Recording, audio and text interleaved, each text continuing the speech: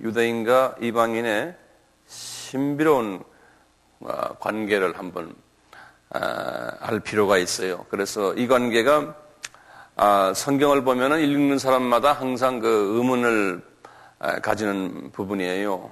이제 예를 들면은 하나님이 유대인들을 사랑하셔서 유대인들을 이렇게 부르셨는데, 그런데 왜 이 사람들이 예수를 믿지 않습니까? 그리고 믿지 않는 것만이 아니고 하나님의 아들인 예수 그리스도가 이 세상에 오셨는데 영접하지 않고 또 소수의 사람들만 예수님을 따라다니고 나머지 사람들은 다 예수님을 핍박하고 또 배척하고 나중엔 죽이기까지 했는데, 이것이 왜 그렇습니까? 이것이 하나의 의문이 하나가 되고요. 게다가 이제 이분들이 그 후부터 지금 약 한 2000년 동안 예수를 믿지를 않는 거예요. 그리고 아주 예수에 대해서는 아주 그냥 예자만 나와도 싫어하고 이제 이러거든요. 유대인들이 지금 오늘 20세기, 21세기의 그 유대인들의 그 사업하는 사람들도 마찬가지거든요. 예수와 관계되는 사업은 안 하려고 그래요. 그리고 방해하고 말이죠. 또는 이 MGM 유니버설 할리우드의 영화 모든 회사들이 다 유대인들이 하는 건데, 그분들이 예수와 관계되는 영화는 안 하려고 그래요. 하지도 못하게 하고. 그래서 이번에 그 영화 뭐죠? The Passion of Christ. 그것은 유대인들이 한 게 아니거든요. 이것은 영화 감독 중에 한 분이 예수님을 깊이 만나서 자기 사제를 틀어가지고 만든 영화인데, 이 영화를 만든 후에 유대인들이 이 영화에 대해서 반대도 많이 하고, 또 영화 사업은 유통사업이 뒤에 따라야 되잖아요. 배급을 해줘야 되는데 전 세계에 방해도 많이 하고 이제 그런 일들이 있었어요. 이제 이런 모든 과정 속에서 일반적으로 사람들이 그래요. 유대인들과 이방 기독교인들과의 관계가 왜 저렇게 심각하게 사이가 안 좋으냐? 이런 질문을 우리가 전도를 하다 보면 꼭 나와요. 특히 우리나라는 잘 모르지만 조금 이제 유대인들이 살고 있는 쪽에 가면은 이런 질문은 아주 심심치 않게 나와요. 그래서 유대인과 이방인이라는 건 이방인 기독교인들 이야기입니다. 유대인도 하나님의 자녀들이고 이방인 기독교인들도 하나님의 자녀들인데, 이 두 그룹의 그 관계가요, 아주 신비로운 관계로 엮여져 있어요. 그래서 로마서 11장 25절에 이 관계가 신비로운 관계다 그래가지고 이것이 미스터리 그랬어요. 미스터리란 말은 신비하다는 소리 아닙니까? 이게 신비로운 관계로 엮어져 있다. 예컨대 이 신비라는 말은 우리 사람은 도저히 이해가 안 되는, 하나님만이 이해될 수 있는 하나님의 특별한 숨겨져 있는 계획 속에서 이 관계가 이루어져 있다는 거예요. 유대인과 이방 크리스천들 사이가. 그래서 하나님이 이제 어떻게 그럼 이것이 이어졌느냐? 우리도 신비롭지만요, 이 관계를 우리 한번 볼 필요가 있어요. 유대인이라는 사람들은 누구냐? 여기 볼 때요, 일반적으로 이렇게 말하지 않습니까? 이제 아브라함의 자녀다. 실은 아브라함이 유대인의 조상이지만 아브라함의 아들 누굽니까? 이삭, 그 다음에 그 아들 야곱이 또 있었죠. 손자가. 그 밑에 12자녀. 요 12자녀를 유대인이다 이렇게 말한다. 이렇게 제가 오래전에도 말씀드렸는데, 이스라엘이라 그런다. 왜냐하면 야곱의 이름이 이스라엘이니까요. 이 사람 이름이 이스라엘인데, 이스라엘이란 뜻은 우리가 하나님과 싸워서 이겼다 그런 말이거든. 이스라엘이란 뜻이. 그리고 그래서 이제 이 12자녀들을 이스라엘 사람들, 이스라엘의 자녀들, 그리고 또 이스라엘 사람들 또 다른 이름이 있죠. 영어로는 Jews 그러죠. Jews. 유대인들 보통 이 사람 이 서양인에서는 Israelis, Israelites 또는 Israelis 이렇게 하기도 하고요. 그렇지만 보통 부를 때 Jews라고 부르는 게 더 많아요. 유대인들, 우리 한국말은 유대인들 이렇게. 그다음에 또 우리 알다시피 Hebrews. 이건 강을 건넌 사람들이다. 이거 유브라데강을 건너서 온 사람들이다 이런 뜻인데요. Hebrews 이렇게 불러요. 그래서 이렇게 이 사람들이 이름이 이제 이렇게 최소한 세 가지가 있어요. Israelites 이렇게 부르기도 하고 Israelis 우리 Chinese 하는 식으로요. Israelis 이렇게도 부르기도 하고 여기다가 is를 붙이기도 하고요. Israelis 이렇게 부르기도 하고요. Hebrews, Jews 이렇게 여러 이름들을 이렇게 부르는데 이 이스라엘 사람이 이제 이 계통인데 우리 아랍 사람은 누구냐 그럴 때요. 아랍은 누구냐? 그러면 우리 알다시피 이 아브라함의 그 첩이 되는 하갈이요. 헤이가 그러죠. 하갈의 아들인 이스마엘. 이스마엘의 12아들. 창세기 25장에 나오거든요. 창세기 25장에 보면은 여기 이제 10절 이후부터 보면은 이렇게 나와요. 이스마엘의 아들들 12이 있는데요. 이 12명 사라가 죽은 후에 또 이제 부인 한 분 얻었잖아요. 그 이름을 구두라, 영어로는 케투라 그런데요. 구두라. 이 구두라와의 사위에서 또 6명이 나왔어요. 자녀가요. 그래서 일반적으로 이 아랍 사람은 요 이스마엘의 12자녀와 구두라의 6자녀를 합해서 아랍 사람들이라 그런다고요. 아랍인이라. 성서적인 아랍을 이야기를 해요. 그런데 이제 정치적으로 또는 경제적인 군사적인 측면에서는 일반 비성도들은 세상 사람들은 아랍을 어떻게 말합니까? 아랍을 중동 지방에 사는 이슬람 종교를 섬기는 사람들을 아랍 사람들이라 이렇게들 이야기를 해요.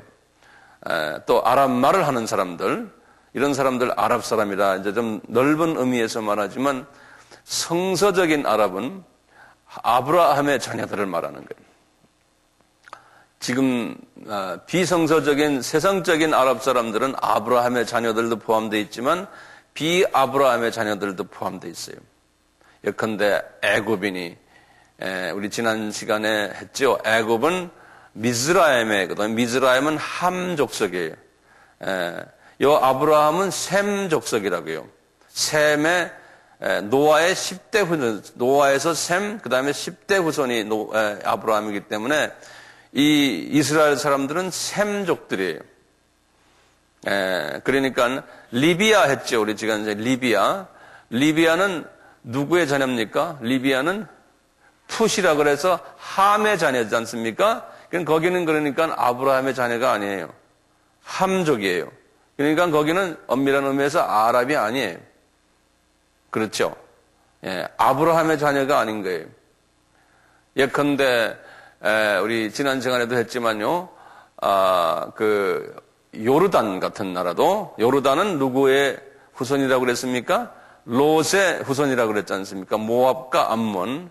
그러니까 아브라함의 직계 자손이 아니에요. 롯은 아브라함의 조카니까. 그래서 엄밀한 의미에서는 요르단도 아랍이 아니에요. 성서적인 아랍은 아닌 거예요. 그런데 하나님은요, 항상 보면은 이 유대인들 말이죠. 유대인들 중에서 요 아랍 사람 중에서 네 번째 아들 아랍이 말고 이스라엘 사람 중에서 네 번째 아들이 누구였어요? 유다였죠. 유다를 하나님이 특별히 사용하셨어요. 꼭 한 자녀를 사용하세요.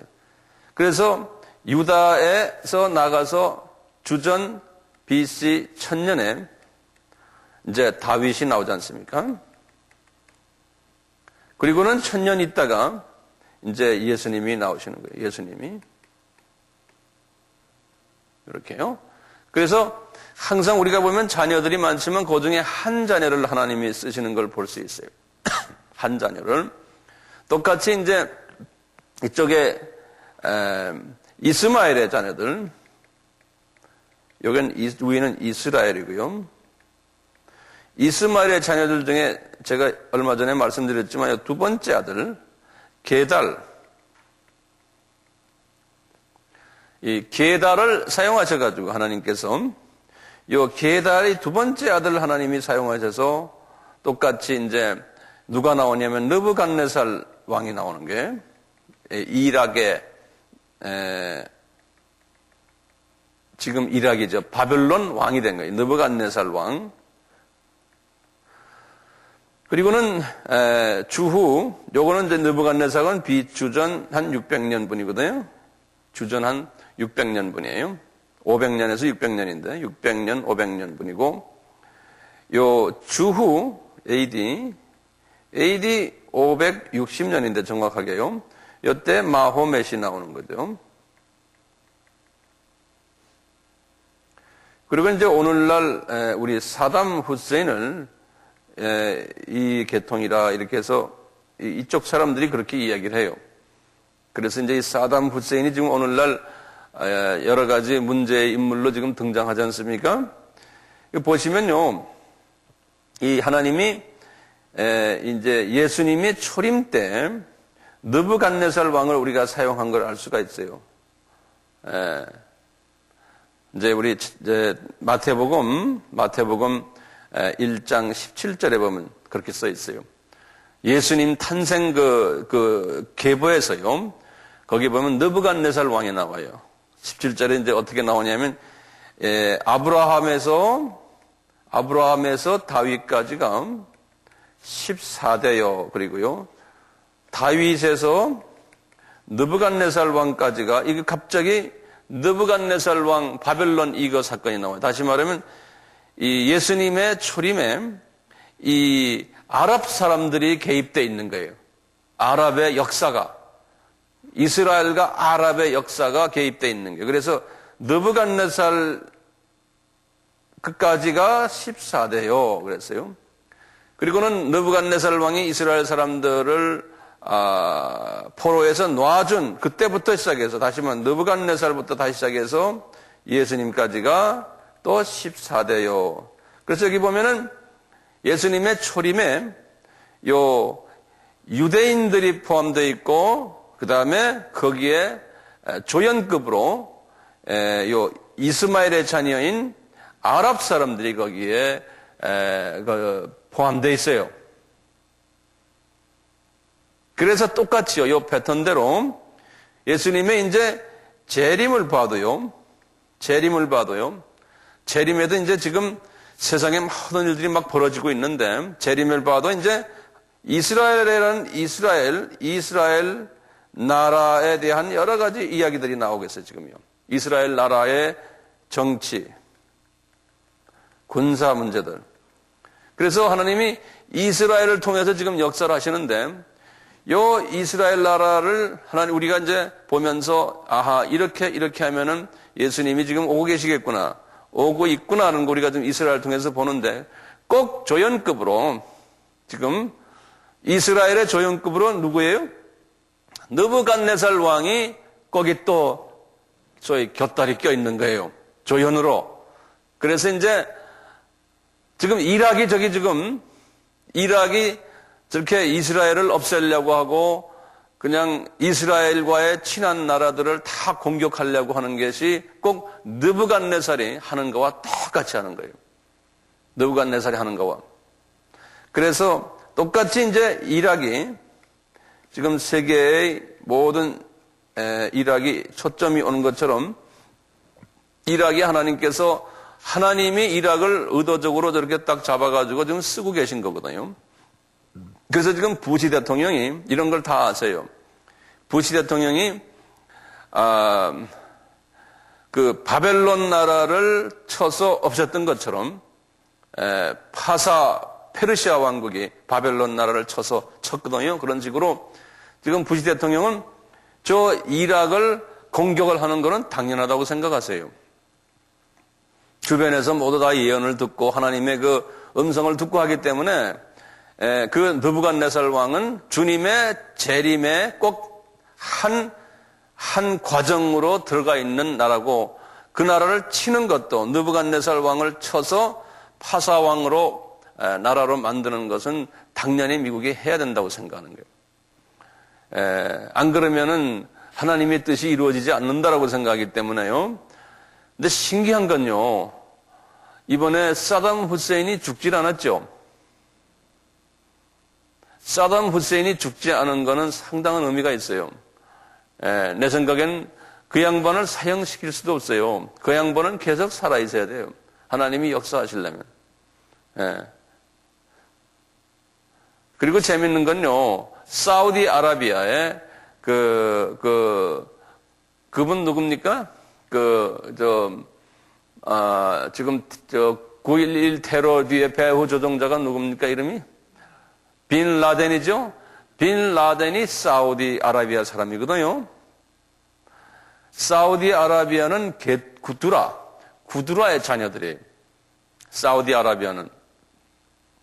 그래서 이 구두라의 자녀들인 대표인 빈 라덴과 또 이쪽에 이스마엘의 자녀인 대표인 이 사담 후세인과 다 이게 연계돼서 이스라엘을 공격하는 일들이 지금 일어나고 있는데, 그것이 그대로 예수님의 초림 때 느부갓네살 왕이 하던 짓 그대로 하는 거예요. 그런 의미에서 이 하나님은 이 이스라엘 사람하고 이 아랍 사람을 예수님의 초림과 재림의 드라마의 한 그 영화 캐릭터들, 영화 배우들로서 하나님이 이렇게 불러서 사용하고 계신 거예요. 이분들을. 그래서 우리는 이분들을 미워할 필요도 없고요. 우리는 하나님의 뜻이 어디 있나 이분들의 그 하는 모든 일들을 보면서 우리가 하나님의 뜻을 찾아볼 필요가 있어요. 자, 그렇게 이제 먼저 생각을 하시군요.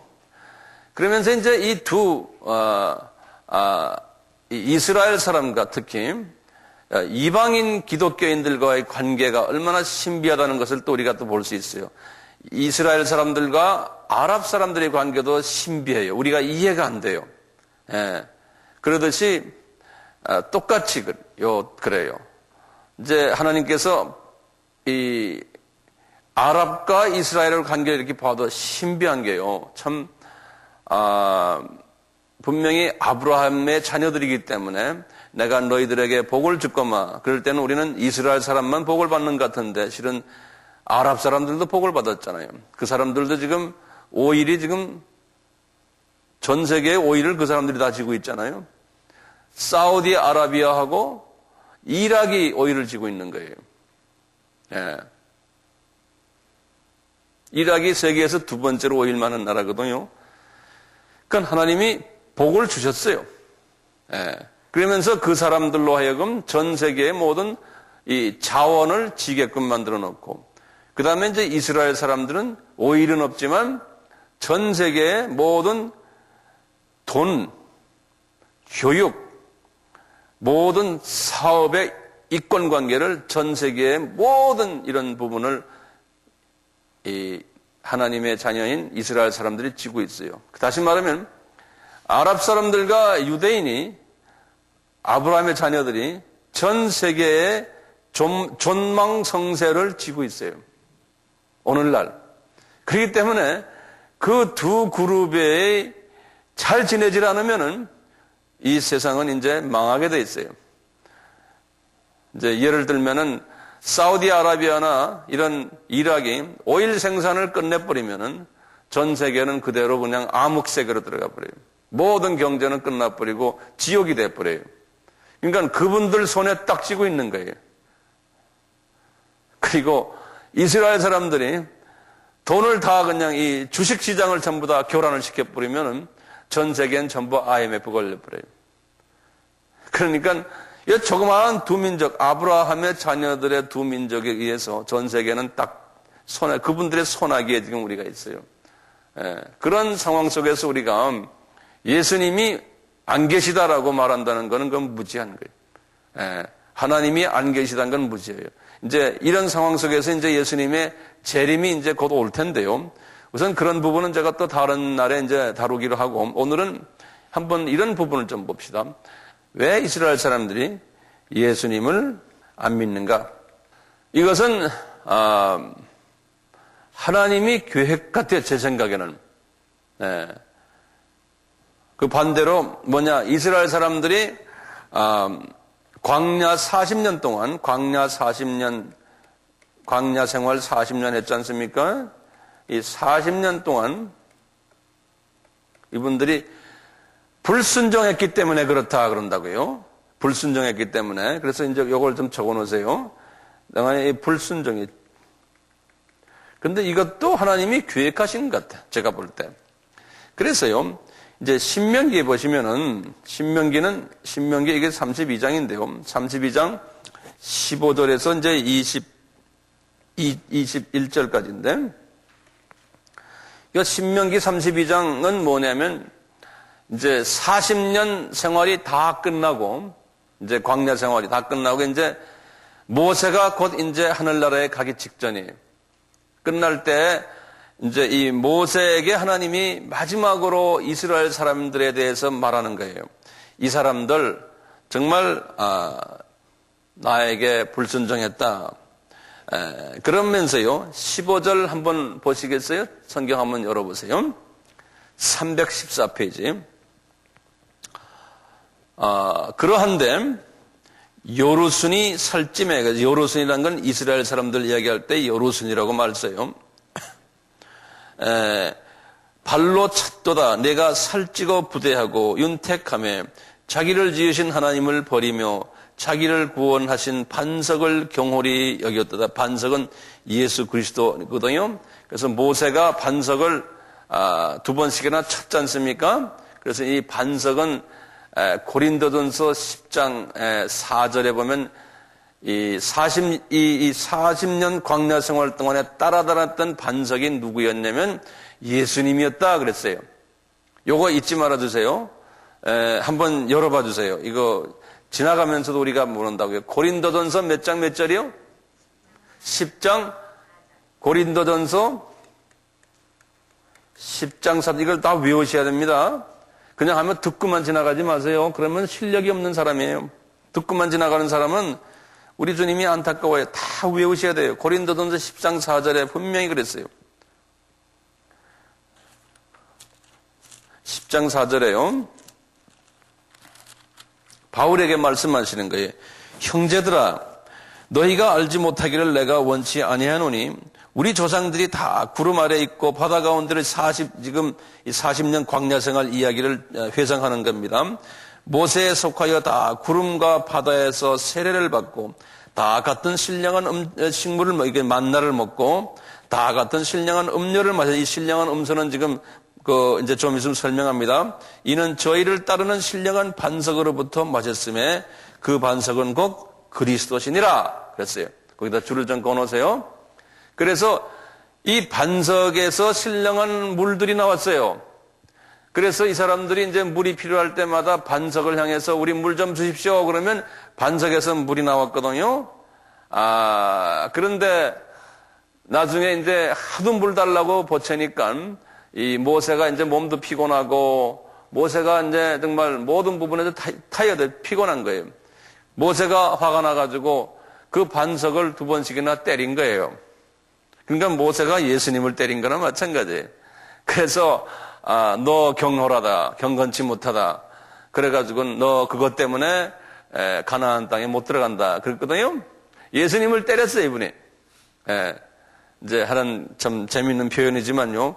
이런 일들을 했다는 거예요. 지금 신명기 32장에서요. 이제 과거를 회상하는 거예요. 그러면서 이제 신명기 이제 똑같이 그 32장 20절, 21절을 보세요. 하나님께서 하시는 말씀이 여호와의 말씀에, 그럼 여호와라는 건 누군가 하면 예수님이에요. 구약의 여호와는 항상 예수님이에요. 여호와의 말씀에 내가 내 얼굴을 숨겨 그들에게 보이지 않게 하고, 그러니까 여호와께서 얼굴을 본인이 숨겨가지고 이스라엘 사람들에게 보이지 않게 하겠다는 거예요.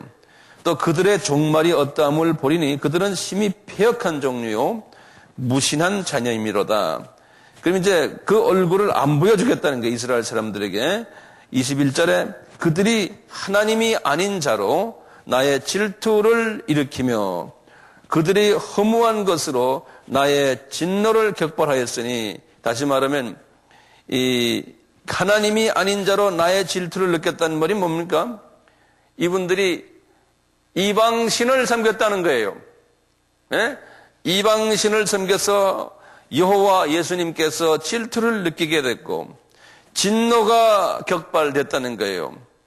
그렇게 했기 때문에 나도 백성이 되지 아니한 자로, 이방인을 말하는 거예요. 하나님의 백성이 아니한 자로 그들이 시기나게 하여 우둔한 민족으로 그들의 분노를 격발하리니, 그러면서 이제 예수께서 이제는 이방인들이 눈을 떠가지고 예수가 누군지를 알게 하겠다는 거예요. 그리고는 누구요?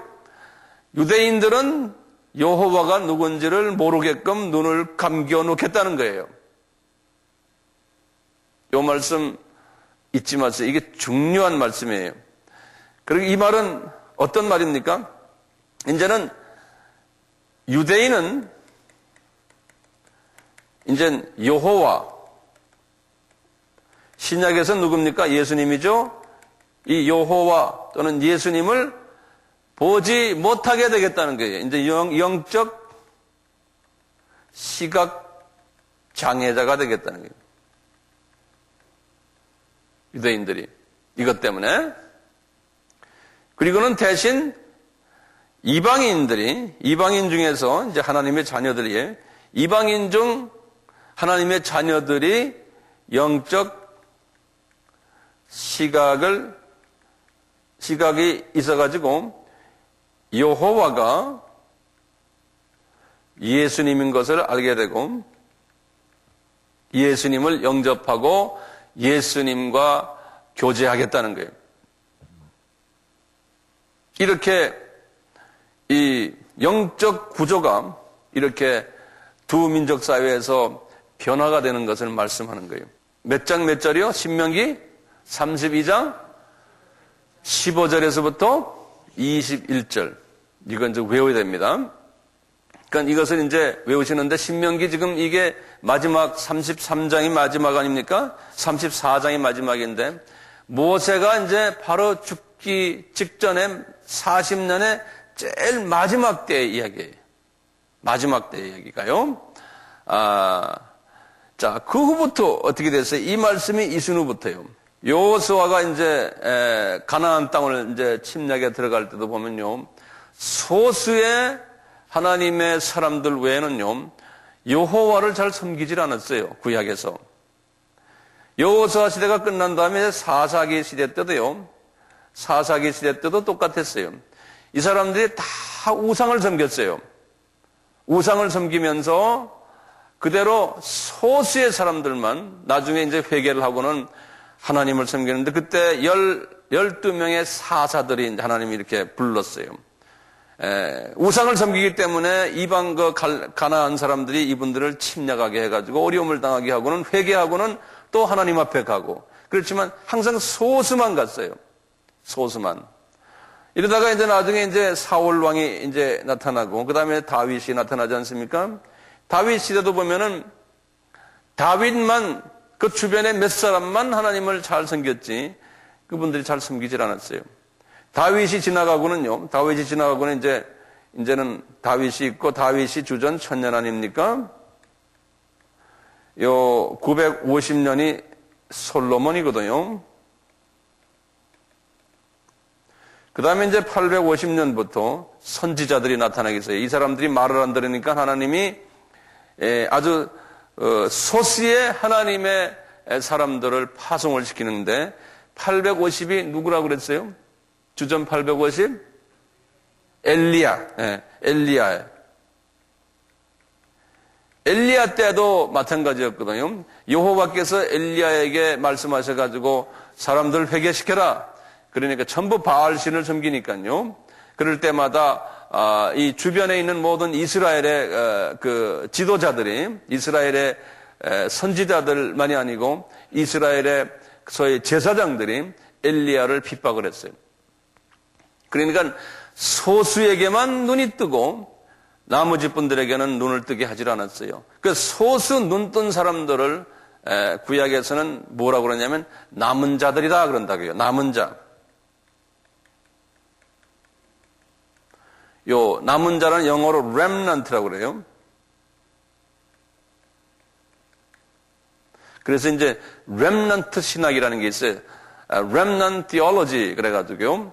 이 remnant 신학이 있어요. 그게 이 말은 뭐냐면 하나님은 많은 군중이 있지만 그 중에 소수를 쓰신다라는 theology예요. 소수가 눈을 뜨게 된다는 거예요. 항상. 이 구약에 나오는 이 소수 remnant theology가요. 그대로 신약에도 그대로 적용이 돼요. 이게 하나님의 법칙이에요. 하나님의 법칙이 뭐냐면 구약에 나오는 이스라엘 사람들은 신약에서는 기독교인을 이야기하거든요. 하나님의 자녀들을. 그런데 하나님의 자녀들이지만 예수에 대해서 분명한 아주 클리어한 눈을 뜨지를 못하는 거예요. 그냥 하나님의 자녀는 자녀지만 구약의 이스라엘 사람들은 구원을 받아서 나온 사람들이에요. 애굽에서 구원받아 나온 하나님의 자녀인데 여호와에 대해서 눈이 분명히 떠있지 않는 거예요. 예? 법적으로 하나님의 자녀는 됐지만 구원은 받았지만 눈이 여호와에 대해서 분명하게 떠있지 않기 때문에 어디에 관심이 더 많아요? 여호와는 섬기지만 눈이 바알신, 이방의 눈에 보이는 만지는 우상들에도 관심이 더 많았던 거예요. 이 원칙이 똑같다는 거예요. 신약에 와서도 우리가 구원을 받아서 하나님의 자녀지만 이 자녀들의 눈에 보이는 것에도 관심이 많고 거기에 시간을 더 드리고 정성을 더 드리고 그것이 없으면 마음이 불편하고 그게 항상 옆에 있어야 되고 이런 것들. 그래서 이제 우리가 말하는 이걸 우상이라고 그러지 않습니까? 그래서 이제 우리 하나님의 자녀들이지만 물질에 너무 신경 쓰고 그것 때문에 온 하루 24시간 거기에 노예가 돼 있고 명예든 또는 권력이든지 또는 뭐 기타 등등 뭐 심하면 우리 뭐 자녀들이든지 뭐 이런 것들 있지 않습니까? 그래서 하나님의 자녀들은 이제 그쪽에만 관심이 많이 가는 자녀들이 대부분이라는 거예요. 그게 이제 우상을 섬기는 사람들이. 그런데 그렇지 않은 사람들, 주님과 가까이 있으면서 주님의 그 예수 그리스도와 가까이 교제하는 사람들은 소수라는 거예요. 그래서 이런 사람들을 렘넌트라 이랬어요. 렘넌트. 문제는 그 신약에서도 우리가 렘넌트가 돼야 된다는 거예요. 여기 복 있는 사람이라는 거예요. 그래서 이제 하나님께서 이 다윗에게 바울에게 하나님이 이걸 가르쳐 줬어요. 바울에게. 우리 한번 로마서 11장 잠깐 보시면은 이제 그 말씀이 나와요. 이 로마서 11장이요.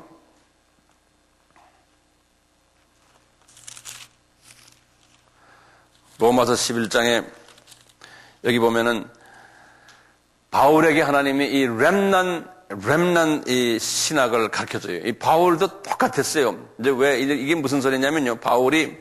바울도 이분이 복음을 이렇게 전하면서요. 항상 어려움을 당했어요. 왜냐하면 12 제자들은 예루살렘에서 바울과 교제를 잘 하질 않았어요. 그래서 바울은 선교사로서 신학자로서 선교지만 돌아다녔어요.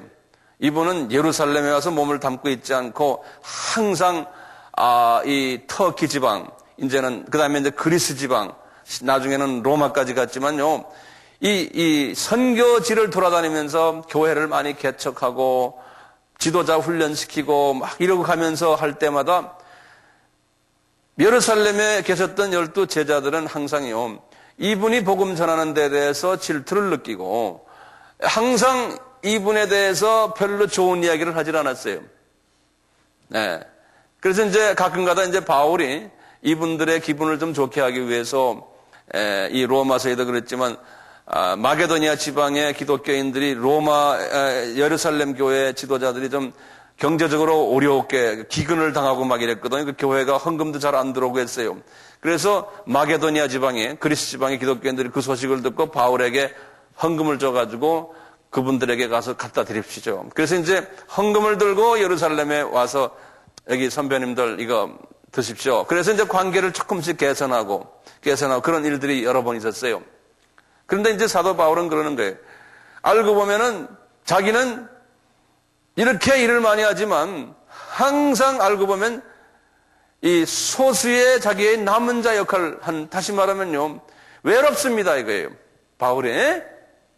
이제 그러니까 이 바울에게 하나님이 말씀하시는 게 여기 11장 보면 이렇게 했어요. 바울아, 너 엘리야 생각나느냐? 그런다고요. 엘리야가 지금 주전 850년대 사람 아닙니까? 엘리야 생각나느냐? 그러면서 이런 말이에요. 2절부터 보세요. 하나님이 그 미리 아신 자기 백성을 버리지 아니하였나니 너희가 성경이 엘리야를 가리켜 말하는 것을 알지 못하느냐? 저가 이스라엘을 하나님께 송사하되 주여 저희가 주의 선지자들을 죽였으며 주의 제단을 헐어버렸고 나만 남았는데 내 목숨도 쳤나이다 하니 엘리야에게 하신 대답이 무엇이뇨? 내가 나를 위하여 바알에게 무릎을 꿇지 아니한 사람 7천을 남겨두었다 하지 않았느냐? 이와 같이 바울아, 이와 같이 이제도 이제 지금 1세기 때도 은혜로 택하심을 따라 남은 자가 있나니라 그러는 거예요. 예? 그러면서 네가 남은 자라는 거예요. 6절에 만일 은혜로 된 것이 아니면 행위로 말미암지 않음이 그렇지 않으면 너희가 은혜가 은혜되지 못한다. 다시 말하면 남은 자가 되는 것도 자기 은혜라는 거예요. 은혜. 그런즉 어떠하뇨? 7절에 이스라엘이 구하는 그것을 얻지 못하고 오직 택하심을 입은 자가 얻었고 그 남은 자들은 다 완악해졌다는 거예요. 다시 말하면 많은 기독교인들이 있지만 그 안에 소수는 하나님의 은혜를 주셔서 남은 자가 됐다는 거예요. 이건 특수 그룹들이라는 거예요. 그래서 이제 이 엘리야의 예를 들면서 엘리야 때 봐라. 기독교 지도자들이, 유대 지도자들이 엘리야에게 가서 막 너 죽이겠다 그러는 거예요. 너 왜 하나님의 말을 하는데 너 말이야 왜 우리 싫은 소리 하느냐? 응? 그럴 때 엘리야가 이제는 혼들어서 저 사람들이 나까지 죽이려고 그럽니다. 하나님이 가서 외쳐라 했는데 외치니까 이렇게 막 덤벼듭니다 나한테. 기독교인들이에요. 기독교인들이 덤벼드는 거예요. 하나님의 자녀들이. 왜냐? 당신들 말이야 왜 이렇게 권력 투쟁하고 싸움하고 니네들 말이야 바알 신을 우상을 섬기느냐 이거야. 하나님 섬기기도 하면서 니네들이 물질 섬기고 권력 섬기고 파벌 싸움하고 그냥 파워 게임하고 왜 이 짓 하느냐? 한마디 하니까 너 죽어 이놈아. 여기서 말 잘못하면 죽어. 막 그냥 이런 식이나 똑같아요. 그러니까 우리 하나님이 그때 엘리야를 위라는 엘리야야. 이런 사람 외에 지금 저쪽에 숨어서 이름도 없는 7,000명의 남은 자가 있단다 그러는 거예요.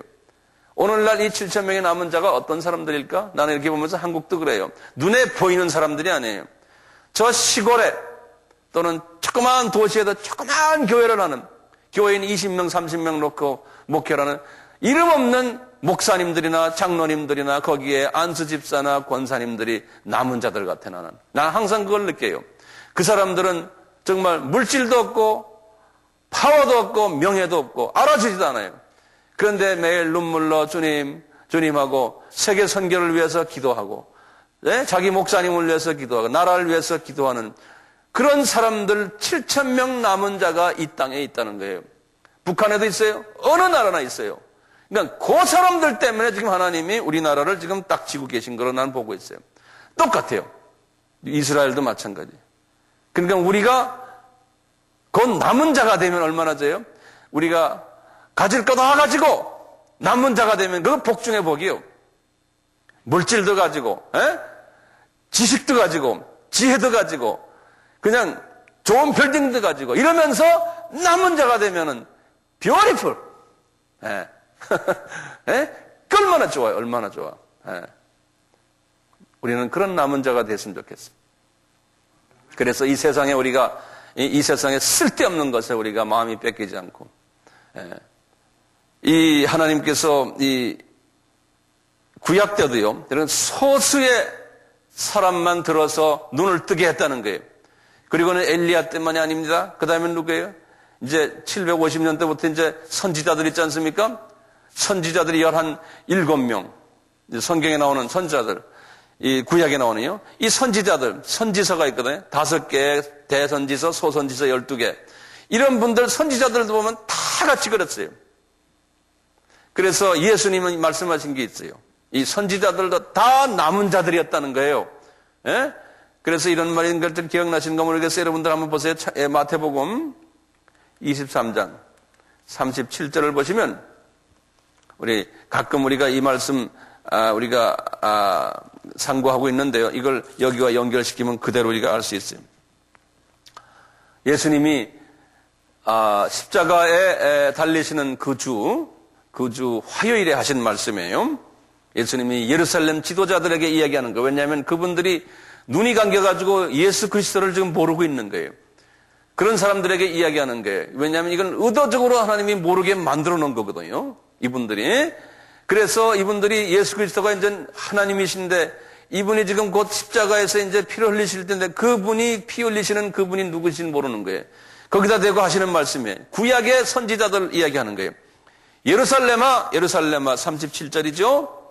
선지자들을 죽이고 내게 파송된 자들을 돌로 치는 자요.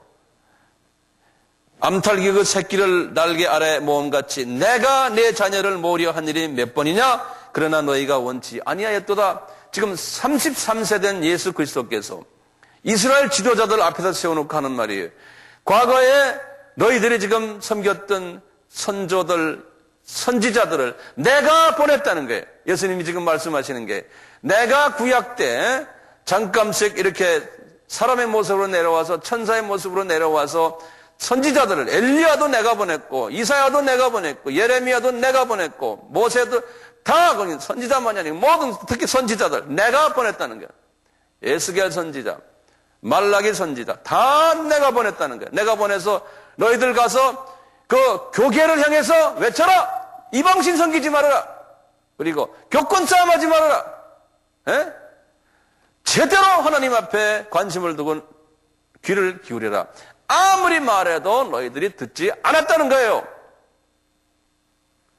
이것은 그러니까 우리가 두 가지로 해석했어요. 진짜 이 사람들이 안 듣도록 완악해졌느냐? 이렇게 보기도 하고요. 이게 하나님이 계획이냐? 이렇게 볼 때요. 저는 이게 하나님이 계획 같아요. 저는요. 그러니까 이게 하나님이 계획이라고 볼 때요. 남은 자가 그렇지 않은 사람들 남은 자라고 그랬지 않습니까? 이것은 하나님의 은혜라 그랬어요. 하나님께서요. 네? 은혜로 그렇게 하지 않게 하는 사람을 내가 골라놨다는 거예요. 은혜로. 그러니까 이게 엄청난 이게 비밀이죠. 네? 이게 이해가 안 되잖아요. 네? 이해가 안 되는 거예요. 그래서 이게 신비롭다는 거예요. 네. 은혜로 눈을 뜨게 만들어놨다는 거예요. 저희 그래서 우리 그룹들이 이것을 깨닫는 것이 이것이 신비로운 은혜라는 거예요. 우리가요, 이걸 깨닫는 것이, 이걸 어떻게 설명을 할 수가 없어요. 네. 오늘날의 이 비밀을 우리가 이걸 깨닫는 것이, 이 신비로운, 그러니까 바울이 말이지, 바울이 그냥 너무나 흥분하는 거예요. 내가 잘난 거 없는데 나를 이렇게 하나님의 종으로 만들어서 이렇게 지금 이방 선교로 해서 쓰시는 하나님의 그걸 생각할 때 나는 은혜 중에 은혜입니다. 나보다도 먼저 불리움 받은 사람들이 많고 기라성 같은 사람들이 많은데 왜 하나님 나를 이렇게 쓰십니까? 그러니까 이것은 은혜라는 거예요. 은혜.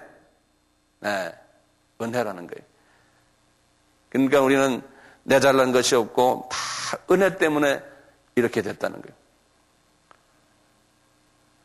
그래가지고요, 신약에 들어와서 은혜로 예수님이 12 제자들을 뽑았어요. 그 양반들도 절대로 잘나서가 아니지 않습니까? 많은 유대인들이 있었지만 12 제자들만 예수에 대해서 눈을 조금씩 뜨게 된 거예요. 나머지 분들은 다 눈이 감겨가지고 예수를 막 핍박을 하고 그랬어요. 예? 그러다가 뭐예요? 그러다가 12제자에서 이제 70명으로 증가되고, 그 많은 사람들 중에 소수예요. 그러다가 이제 120명으로 증가되고, 오순절 때. 그러다가요, 그 120명이 성령 세례를 받고 3,000명으로 이제 만들었는데, 그 3,000명은 유대에 있는 사람들이 안 했어요. 오순절을 맞이하기 위해서 외국에 나갔던 디아스포라들, 이민자 유대인들이 예루살렘에 왔다 가고 120명의 역사하심을 보고서 주님께 온 사람들이에요. 다시 말하면 본토 유대인에서 이방에 살고 있는 디아스포라, 이민자 유대인으로 복음이 넘어가는 순간이 그 순간이에요. 그래서 많은 이방에 사는 유대인 중에서도 그 3,000명을 하나님이 남은 자로 만들어가지고 하나님께서 계획적으로 복음을 받게 만들어놨어요. 유대인들을. 예? 그래가지고 어떻게 했어요? 그 이방인 유대인들이 예루살렘 교회를 하다가 예루살렘 교회 안에서 이방으로 복음을 내보내는 일을 하질 않았어요. 그래서 하나님이 예루살렘 교회를 핍박해가지고 이분들이 안디옥 교회로 넘어가서 안디옥 교회에서 이방 선교를 시작한 거예요. 안디옥 교회가. 그래서 주 70년이 됐을 때 이제는 복음이 완전한 이방 사람들에게 복음이 넘어가 버린 거예요. 그리고는 그때부터 하나님이 주 70년부터요. 하나님이 이제는 유대인들이 슬슬 눈을 감기 시작하는 거예요. 유대인들이 눈을 감기 시작하면서 그때부터 시작을 해서 유대인들은 기독교인들이 별로 없어요. 복음이 완전히 이방으로 넘어가 버렸어요. 이방으로. 그때부터 이제 유럽이 복음화가 되기 시작하시면서 유대인들은 전부 눈을 꽉 감아 버렸어요.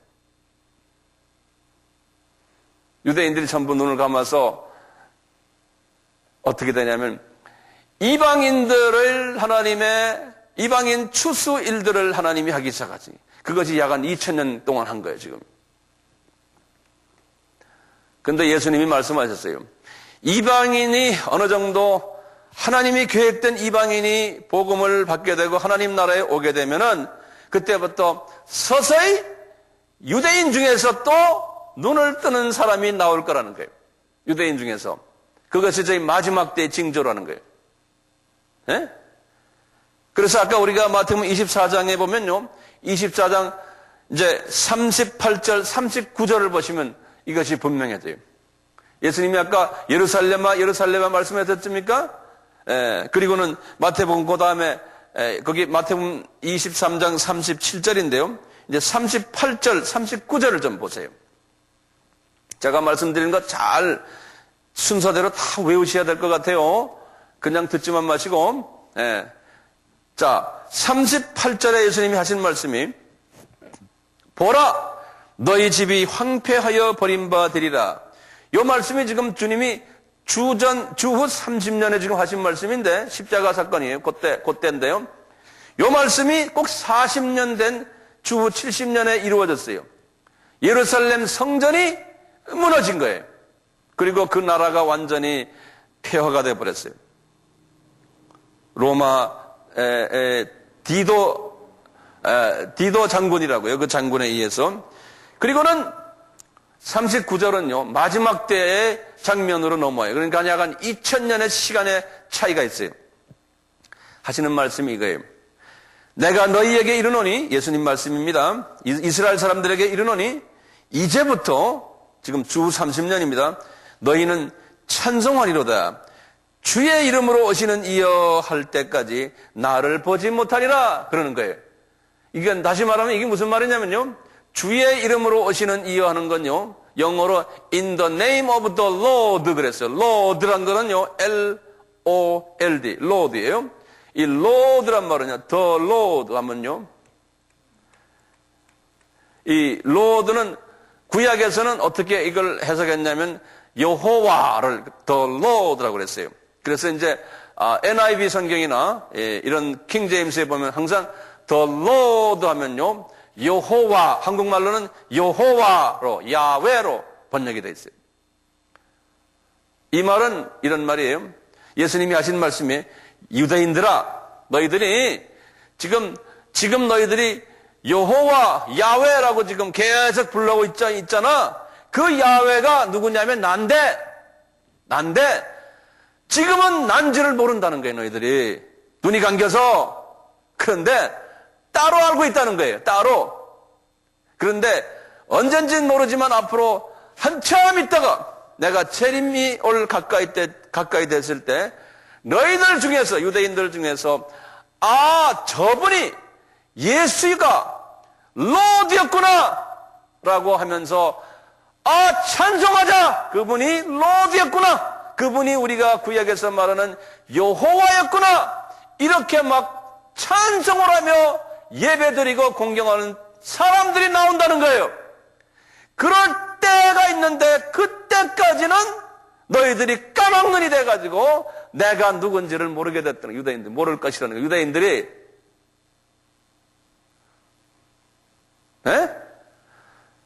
이것이 지금 말이죠, 현실적으로 일어나기 시작하는 거예요. 그게 언제냐면 지금 19세기 약 한 1860년대부터 이런 일이 일어나기 시작하는 거예요.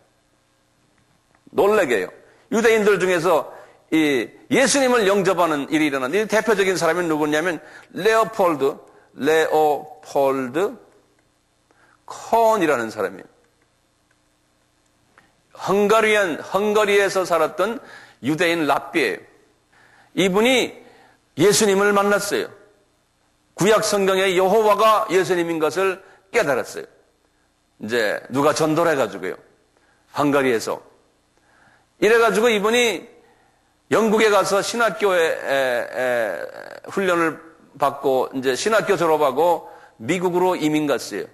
미국의 뉴욕의 만하탄에 이민 가가지고 거기에 만하탄에서 그 옆에 브루클린이라고 해서 브루클린이라고요. 브루클린, 거기가 미국의 유대인들이 사는 데거든요. 그래서 거기 가가지고 교회를 하나 세운 것이 The Chosen People Ministry라고 그래요. Chosen People Ministry. 이거 조선 사람들이라는 소리 아닙니다. 이게 선택된 민족의 민족교회, 이렇게 말하면 돼요. 이 유대인들이 이야기하는 거예요. 그래서 이분들이 유대인 복음화를 시작을 했어요. 이때부터 시작해서 이 사람들 밑으로 약 한 30개 이상의 유대인 선교기관들이 뻗어나갔어요. 그 중에 대표적인 것이 1950년대에 뻗어나간 그 가지 중에 하나가 이제 JJ라고 그래서요, Jews for Jesus라는 그룹이 있어요. 유명한 JJ 그룹이라고 그러는데 아주 유명해요. 전 세계적으로 유대인들만 위해서 지금 복음 전하는 그룹이거든요. 이런 일들이 이제 이렇게 일어나기 시작을 했어요. 지금 이렇게 전 세계가요, 유대인들이 지금 자체 내에서 유대인들이 복음화를 지금 시작하고 있어요.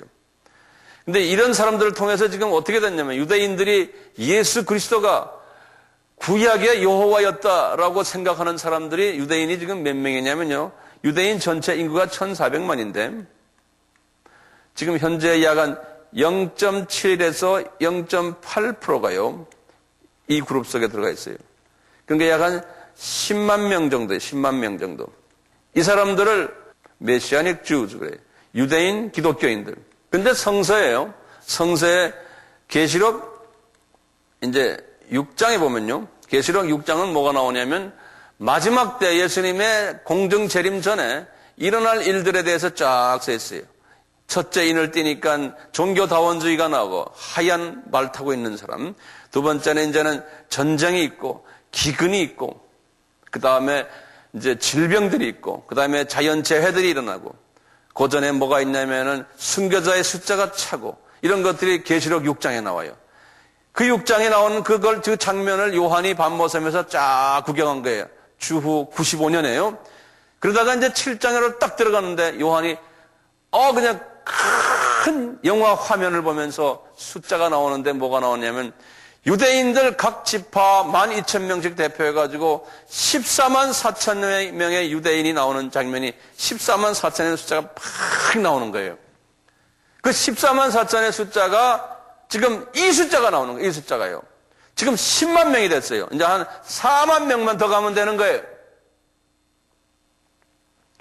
이 숫자를 딱 보여주고는 그 다음에 다음 장면이 뭐냐면 공중 혼인잔치 장면을 보여줘요. 계시록 7장 9절부터요.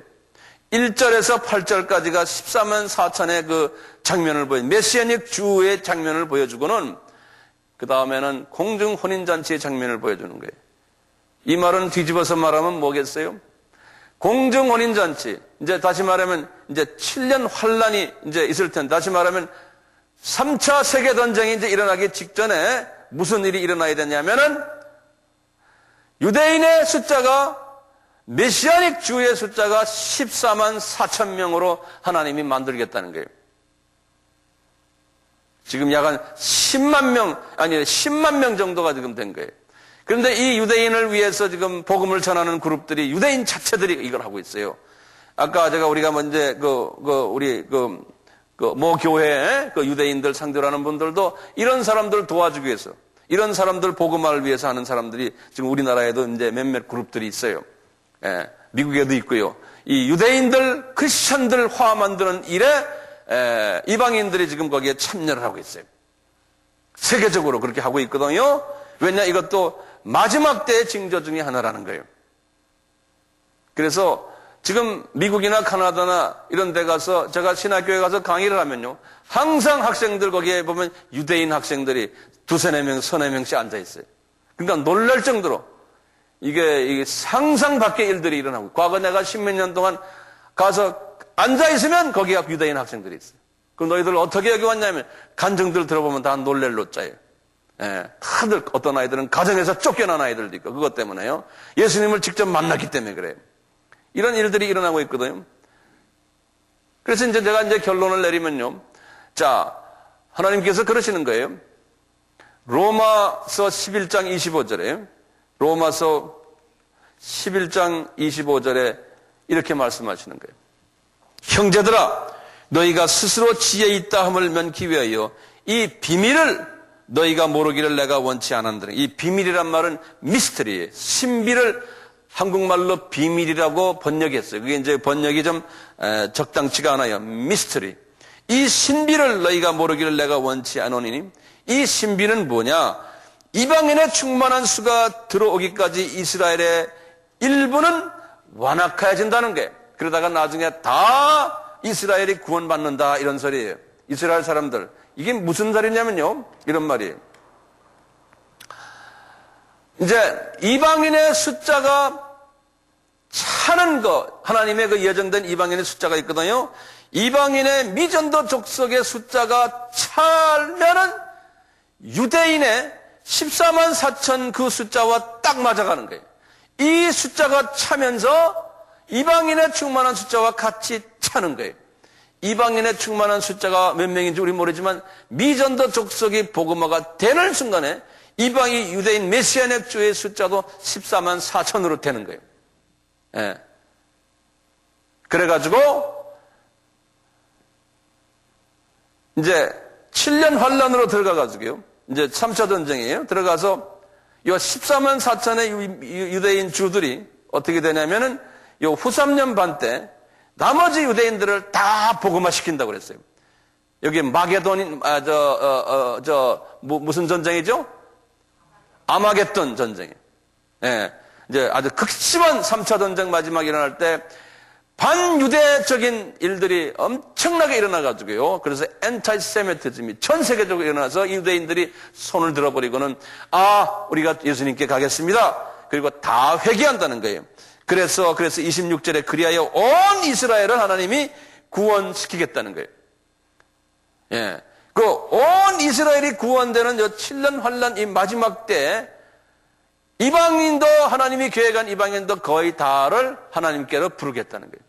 그러니까 예정된 이방인의 숫자들을 하나님이 그때가 다 채우겠다는 거예요. 그러니까 이렇게 하나님의 시나리오가 딱 돼 있는 거예요. 시나리오가. 그러니까 이것이 제가 오늘 제목에 유대인과 이방인의 신비로운 관계성이라는 거예요.